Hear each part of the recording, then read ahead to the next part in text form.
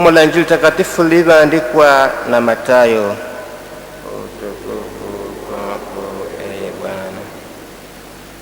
Wale wanafunzi 11 walikwenda Galilaya mpaka mlima ule aliowaagiza Yesu.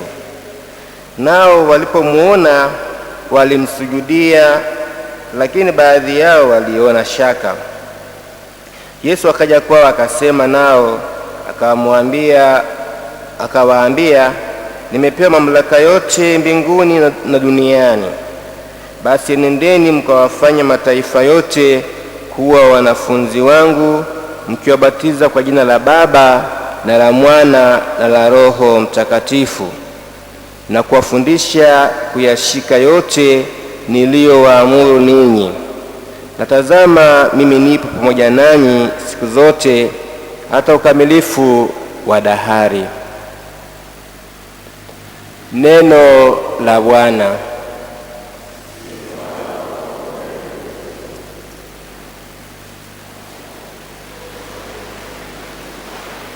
Taifa la Mungu, tumsifu Yesu Kristo. Kama tulivyosikia katika utangulizi, leo hii mama kanisa anatualika kusherehekea sikukuu hii ya kupaa kwa Bwana wetu Yesu Kristo mbinguni. Japokuwa tumesikia hasa kwenye Zaburi kwamba Bwana amepaa kwa kelele za shangwe, na tuko katika mazingira ambayo hatuwezi kufanya kelele zile ambazo tungefanya kikweli kweli, basi hata tufanye kelele za makofi jamani.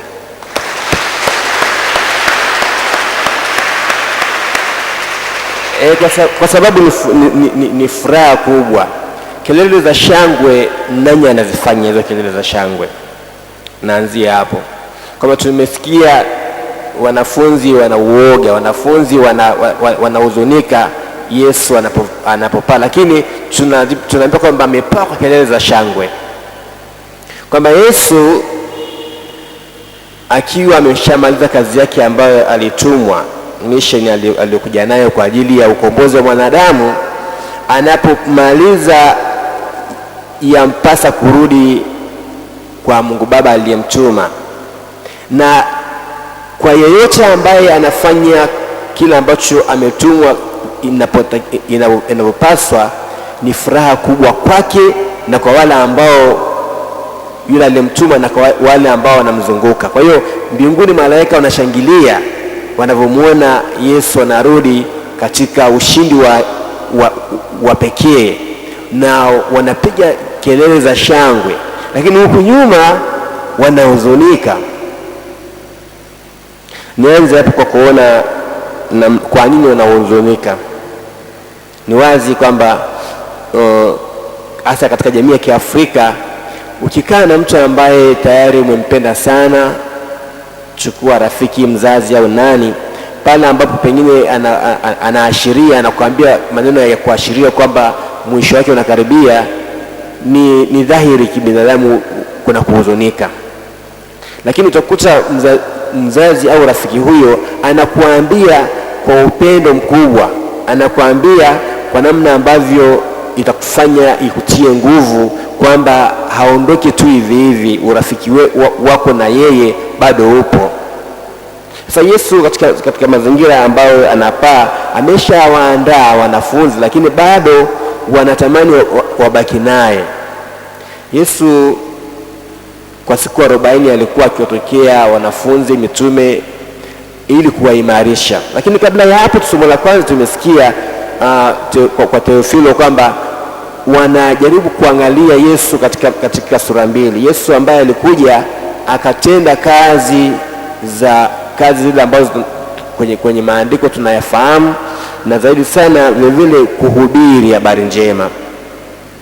Lakini zaidi ya yote kukubali ule mpango wa Mungu utimie katika yeye, mpango wa mateso, mpango wa kuuawa kikatili.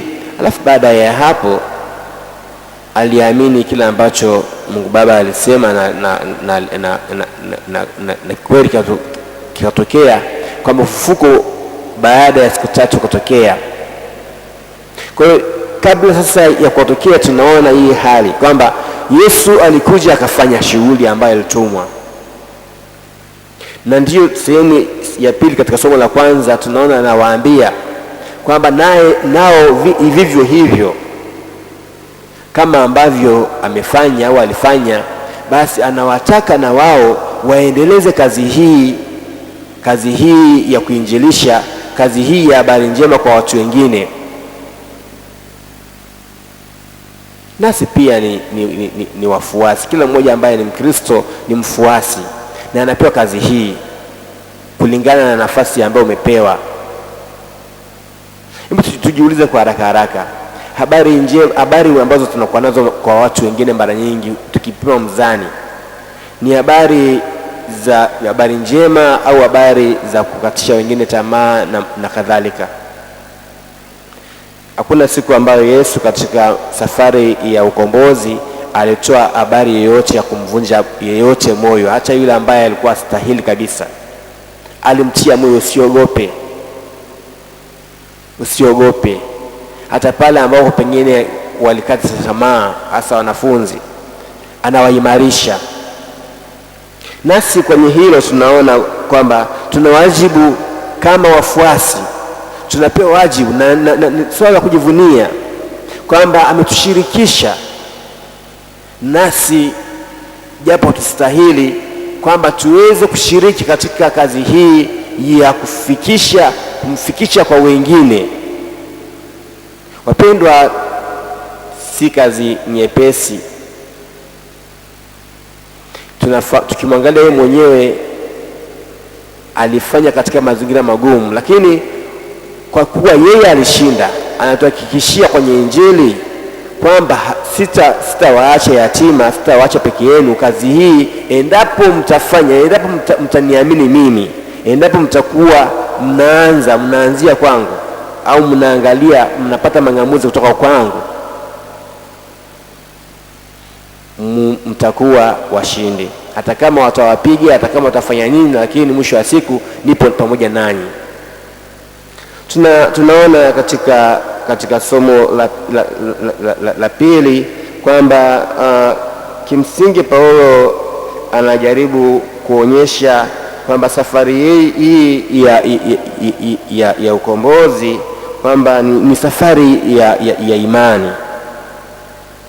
Ni safari ya imani, na safari ya imani kwamba siku zote tuweze kuimarika kadiri tunavyomjongea Kristo, na kadiri tunavyoimarika basi tuweze kuwa ni sehemu ya kuwaimarisha wenzetu, ni sehemu ya kuwa na habari ambayo lugha moja, kwamba Kristo anatuwezesha, Kristo anatujali, Kristo ni yule jana, leo na kesho. Tofauti iliyopo kwa wanafunzi, kwa sababu walimzoea, walitegemea baki na Yesu yule ambaye alikuwa katika mpango wa ukombozi, lakini Yesu sasa hivi hawezi tena kurudi katika mpango ule, katika hali ile ya ubinadamu ambao ulikuwa baadaye uharibiwe msalabani. Ni Yesu ambaye amefufuka, hata kama ana mwili ambao ni mwili wa utukufu ambao hawawezi kuuona na kuuelewa kama walivyokuwa wakimuona na kumshika. La pili, na sisi vile vile pengine yamkini tuweze kuona namna gani sasa sisi tunamuona Yesu, au huyu Yesu tunapata nguvu, kwamba aliwaahidi mitume na wanafunzi wake kwamba atawatumia msaidizi, atawatumia mwalimu, atawatumia Roho Mtakatifu. Kila mmoja wetu hapa ninaamini, au kama sio wachache pengine ambao hawajabatizwa, katika ubatizo tunapokea Roho Mtakatifu, lakini zaidi sana katika kipaimara Roho Mtakatifu anatujaza yale yote ambayo tunayahitaji katika kuishi Ukristo wetu sisi kwanza, alafu tuweze kufanya kila ambacho Yesu kwenye Injili anakisisitiza, kwamba enendeni ulimwenguni kote mkaihubiri Injili kwa kubatiza kwa jina la Baba na Mwana na Roho Mtakatifu. Lakini msiishie tu kubatiza, tusiishie tu kuwa na Wakristo wa majina, kwamba John si nani. Hapana, na kuwafundisha neno lake na kuwafundisha amri za Mungu ni swala ambalo linawezekana na tunalifanya, lakini kila mmoja wetu pengine tupate changamoto fulani kwamba swala tu la kujiuliza, ninachofanya ninajitahidi kufanya kulingana na kiwango ambacho yeye mwenyewe anakihitaji? Kwa sababu hatuwezi kutoa kile ambacho sisi hatuna. Hauwezi kutoa kile ambacho wewe hauna. Siwezi nikatoa furaha ambayo mimi furaha hiyo sina. Siwezi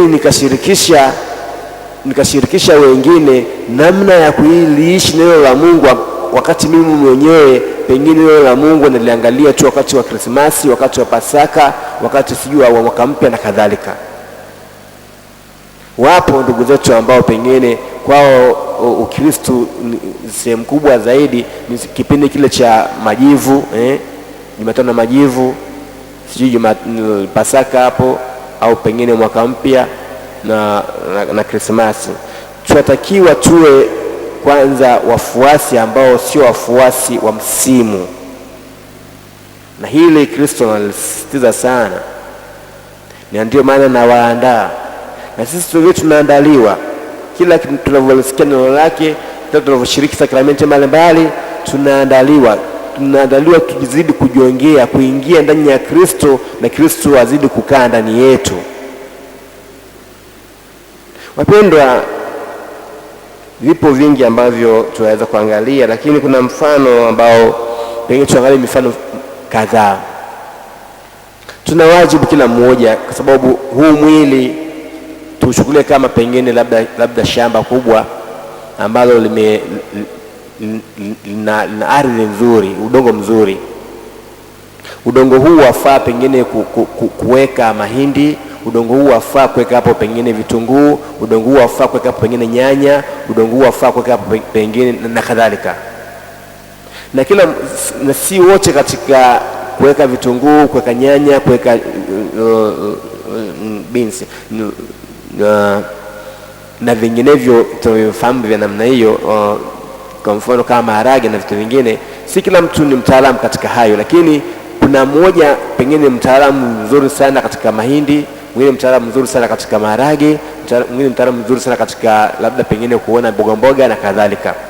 Kwa hiyo ukiingia kwenye shamba, kila mmoja katika nafasi yake akifanya sawa sawa, utakuta kwamba vile tunavyovihitaji kwa jina chakula, kwamba tunavipata kutokana na kila mmoja amefanya sehemu yake sawa sawa.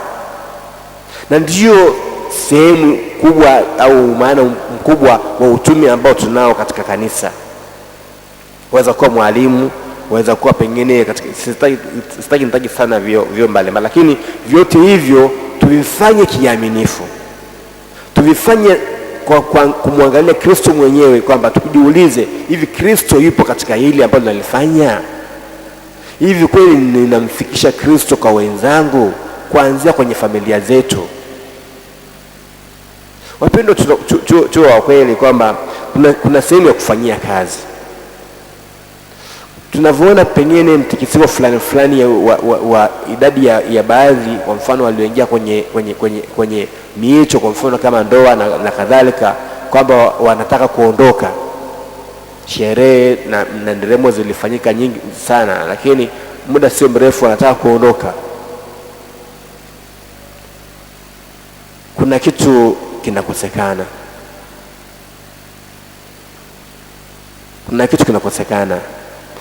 Yesu, tukikaa mbali na Yesu, mojawapo ni mambo kama hayo, kwamba tunaweza kuingia kwenye mambo ambayo ni ya msingi, lakini bila kumshirikisha Kristo.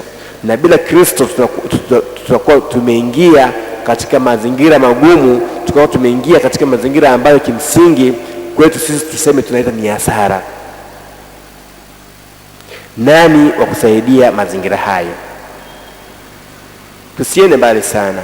Hebu mfano kila mmoja wetu hapa angejitahidi kujifahamu kwamba nina wajibu huu ambao ndio wa kunisaidia kama yeye ambavyo alivumilia haya yote japo hakuwa na dhambi, na akatusaidia baada ya mateso yote na mahangaiko yote kwa ajili ya yeye kupitia kwa wenzetu. Mwishowe kuna furaha ile ambayo ni timilifu. Furaha hapo duniani ni furaha, lakini sio timilifu. Utimilifu wake ni baada ya safari hii, kwamba kuna mwanzo katika koma ile ambayo tunaiweka. Tuvutwe zaidi katika kumuona huyu Kristo ambaye alijinyenyekesha, alikubali kuvaa viatu vya majina mengi mabovu, pengine tuyaite, ili sisi tuweze kupona. Na kweli ndivyo ilivyokuwa na ndivyo ilivyo. Tuone kila mmoja wetu basi ni namna gani tuweze kumshukuru Mwenyezi Mungu kwa upendo huu wa ajabu wa kutupatia mwanawe pekee Yesu Kristo. La pili, tuweze kuona mfano wa maisha ya Kristo, ndio mfano ambao anataka mimi na wewe tuyaishi katika nafasi tulizopewa kila mmoja wetu. Kwa mfano, inatokea labda mifano hapa najua haipo. Inaweza kutokea kwa mfano ni kufanya usafi kanisani. Tunafanya kijumuiya tunafanya usafi pengine kwa sababu tu mimi ni fulani, siwezi nikaenda kufanya usafi kwenye kanisa. Nitatoa kitu fulani, basi mwingine akafanya. Kuna sehemu nilishawahi kufanya utume, hayo niliyakuta. Kwa mwingine anasema mimi nitatoa tu kiasi fulani cha fedha, alafu watafanya usafi wengine, nitasaidiwa. Au atokee mtu ajitolee zaidi. Ni moja ya changamoto ya kushindwa kuishi ushuhuda. Ni moja ya changamoto katika changamoto ambazo nazo za kushindwa kutambua kwamba mbele ya Kristo katika utume, haijalishi ukiondoa pengine watoto wadogo, ukiondoa pengine labda wazee sana, tunatakiwa kama ni jambo la kufanya pamoja, tufanye kwa pamoja na kwa moyo mmoja, na katika mazingira ambayo yanafanya tuweze kuona kwamba sisi ni ndugu, na sisi katika nafasi tofauti tulizopewa, kwamba kila mmoja anaakisi au anatoa kila ambacho Kristo alifanya. Yeye mwenyewe na ukuu wake wote alikuwa anajichanganya na watu wa kila aina. Hebu tujitahidi tuweze kuondoa baadhi ya, hata kwenye familia kuna changamoto za namna hiyo, kwamba huyu pengine baadhi ya wazazi sijui sana, lakini baadhi ya wazazi wewe anaweza akamwangalia huyu ambaye kidogo ana akili zaidi, akampa nafasi ya pekee. Lakini wote ni watoto, wanahitaji msaada. Anza kuanjilisha wote. Pengine yule ambaye ana shida zaidi ndio Yesu aliwapatia nafasi zaidi, ili mwisho wa safari hii, kama ambavyo nilishasema siku moja hapa kwa kumtumia mwandishi ambaye kidogo ni maarufu, kama tuliingia duniani tunalia. Mtoto akizaliwa analia, sipolia ni habari mbaya.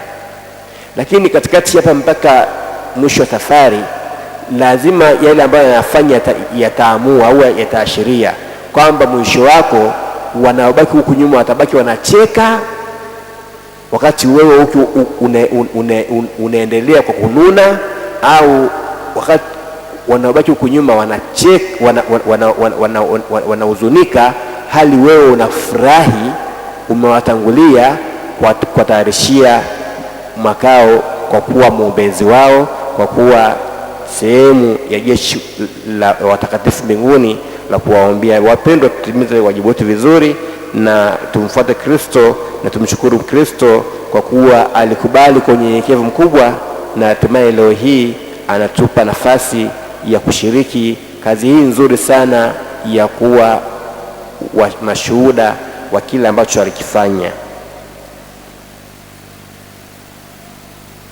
Na wakaribisha tusimame tuendelee na novena. Tuko kwenye novena ya Roho Mtakatifu, siku ya 3.